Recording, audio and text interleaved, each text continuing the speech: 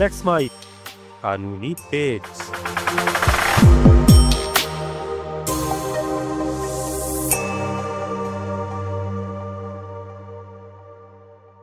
नमस्कार, let's mic कानूनी page पर मैं अब्दुल हनीफ और आज के इस विशेष कार्यक्रम में आपका बहुत बहुत स्वागत है।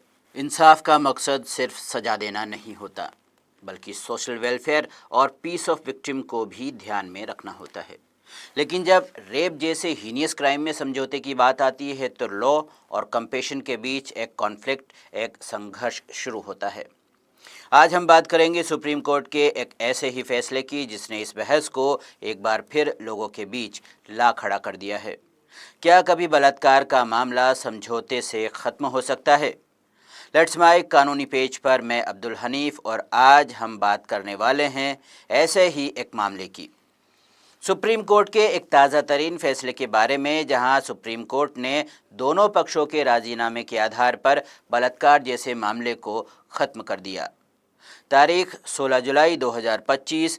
केस का टाइटल था Madhukar and others versus state of Maharashtra.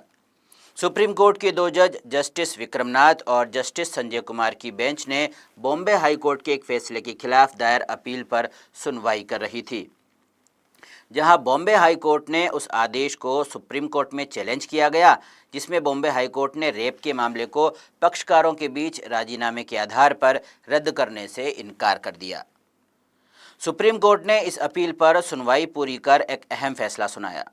यह मामला महाराष्ट्र से जुड़ा हुआ था, जहां पहले पीड़ित महिला के खिलाफ एक एफआईआर दर्ज करवाई गई और फिर एफआईआर के रिएक्शन में शिकायतकर्ता महिला ने दूसरी एफआईआर दर्ज करवाई।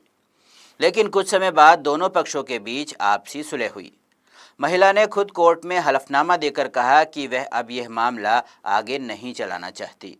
आगे बढ़ने से पहले आइए जानते हैं भारतीय दंड संहिता की धारा 376, जो अब भारतीय नागरिक संहिता की धारा 64 बन चुकी है, और साथ ही जानते हैं सीआरपीसी की धारा 482, जो बीएनएसएस की धारा 528 है, इसके प्रावधान।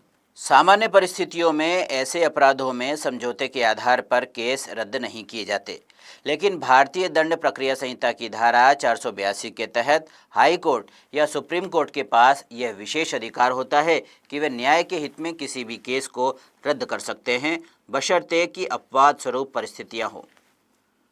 आईपीसी का section 376 non compoundable offence, CrPC section 482 inherent powers of high courts to quash proceeding to secure ends of justice। Supreme court ने इस केस की सुनवाई के दौरान माना कि धारा 376 आईपीसी के तहत किया गया अपराध बेशक गंभीर और हीनियस नेचर का है और आमतौर पर ऐसे मामलों में समझौते के आधार पर कार्रवाई रद्द नहीं की जानी चाहिए। लेकिन कोर्ट ने यह भी कहा कि हमारा मकसद केवल ये कठोर नियम लागू करना नहीं, बल्कि हर एक मामले के तथ्यों के अनुसार न्याय सुनिश्चित करना है। सुप्रीम कोर्ट ने फैसला सुनाते हुए कहा कि the power of the court under section 482 CrPC is not constrained by a rigid formula. The continuation of the trial would not serve any meaningful purpose. It would only prolong distress for all concerned, especially the complainant। Supreme court ने इस मामले में ये देखा कि शिकायतकर्ता महिला अब शादीशुदा है और अपने निजी जीवन में स्टेबिलिटी चाहती है। साथ ही केस का जारी रहना केवल उसे मानसिक रूप से परेशान करेगा। ट्रायल कोर्ट में महिला ने लगातार और स्पष्ट रूप से कहा कि अब वह इस केस को आगे नहीं चलाना चाहती है। सुप्रीम कोर्ट ने यहाँ पावर ऑफ एक्सेप्शन यानी अपवाद की शक्ति का इस्तेमाल किया। इस फैसले में कोर्ट ने न केवल कानून को देखा बल्कि ह्यूमन फीलिंग्स, सोशल स्टेटस और महिलाओं की इच्छा को भी महत्व दिया।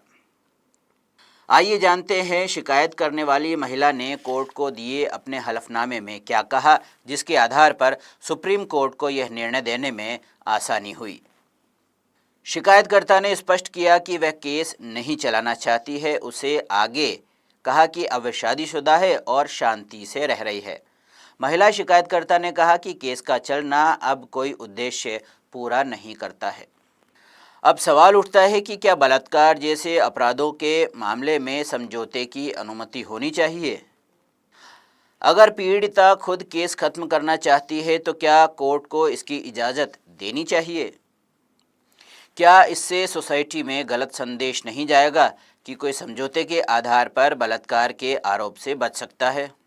या ये वास्तव में न्याय की आत्मा को समझने वाला निर्णय है? एक पक्ष कहेगा कि यह फैसला महिला की एजेंसी को स्वीकार करता है, दूसरा पक्ष कहेगा कि इससे कानून का डर कर्म होगा और अपराधी बच सकते हैं। सुप्रीम कोर्ट ने यह फैसला सुनाते हुए साफ किया कि यह एक अपवाद है, न कि कोई नया नियम। हर केस की परिस्थिति अलग होती है और ये फैसला उसी आधार पर दिया गया है। ये कोई पहला मामला नहीं है जब कोर्ट ने राजीनामे के आधार पर मामला खारिज किया हो। सुप्रीम कोर्ट पहले भी कुछ मामलों में अपवाद के रूप में कार्रवाई को रद्द कर चुका है, जिसमें नरेंद्र सिंह बनाम स्टेट ऑफ पंजाब 2014 का ये मुकदमा था। उसी तरह ज्ञान Singh versus state of Punjab 2012 के अंदर में सुप्रीम कोर्ट ने इस केस को रद्द किया। इन मामलों में कोर्ट ने कहा कि अगर आपराधिक विवाद व्यक्तिगत हों और उससे समाज पर कोई प्रभाव न पड़े तो उसे रद्द किया जा सकता है, लेकिन बलात्कार जैसे मामलों में आमतौर पर ये अनुमति नहीं होती। यही वजह है कि 16 जुलाई 2025 का ये फैसला इतना महत्वपूर्ण है। ये फैसला हमें सिखाता है न्याय केवल सजा देने का नाम नहीं है, ये एक बैलेंस ऑफ लॉ है, सिंपैथी और सरकमस्टांस के बीच। अब ज़रूरी है हम इस फैसले को गलत संदर्भ में ना लें। ये कोई नियम नहीं बना रहा, बल्कि ये दिखा रहा है कि भारत की न्यायपालिका इंसानी पक्ष को भी समझती है। यह निर्णय बताता है कि कानून में केवल स्याह और सफ़ेद नहीं होता, बल्कि कई बार ग्रे शेड्स भी होते हैं। हर केस एक कहानी है और हर कहानी में इंसान होते हैं, उसकी पीड़ा होती है और उनकी शांति भी महत्वपूर्ण होती है। सुप्रीम कोर्ट का ये फैसला बहस के नए द्वार खोलता है, जहां न्याय केवल कानून की किताब से नहीं बल्कि इंसानी हालातों को देखकर भी तय किया जाना चाहिए।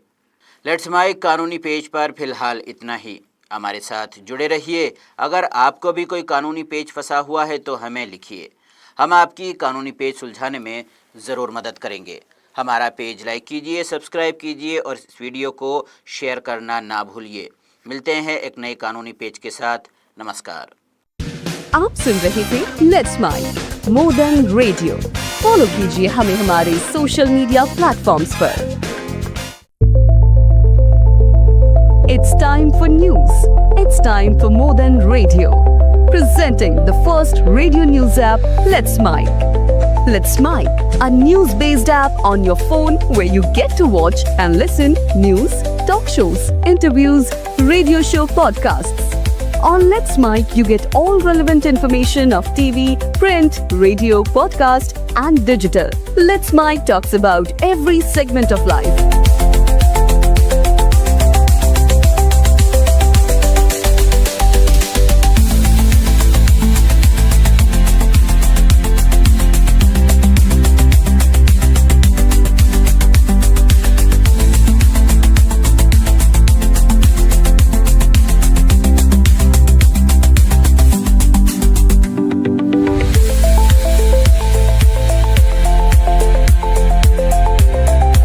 Download the app now from Play Store. Available both on Android and iOS mobile phones. Follow us on YouTube, Instagram, Twitter, LinkedIn, Facebook, Telegram, WhatsApp, Snapchat. Let's talk, let's connect, and let's mic. It's time for news. It's time for more than radio. Presenting the first radio news app, Let's Mic. Let's Mic, a news-based app on your phone where you get to watch and listen news, talk shows, interviews, radio show podcasts. On Let's Mic, you get all relevant information of TV, print, radio, podcast, and digital. Let's Mic talks about every segment of life.